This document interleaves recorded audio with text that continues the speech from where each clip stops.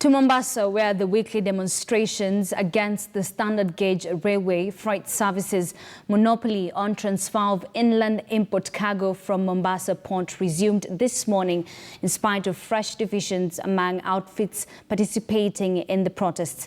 Now a section of transporters have disowned the protests spearheaded by rights group Haki Africa. Sio kuomba serikali irudishe hadhi ya Mombasa kama vile ilikuwa.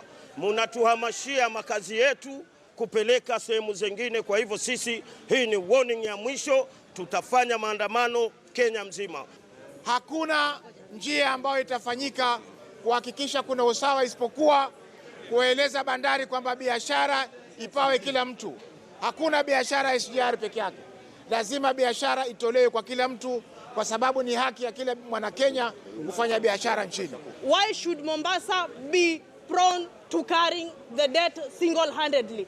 We cannot predict in terms of impact assessment what the Chinese are capable of doing. Today it could be Mombasa. Tomorrow it might be Kisumu. The other day it might be Lamu Port. You cannot predict.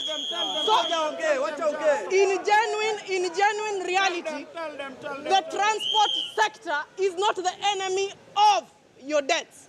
Even if the government allows all the containers to be taken by road, they cannot pay the debt. Period. They have messed the economy badly. Now they are entangled. Hawajui kitu gani wanafanya. This country, within 2 years, it will sink.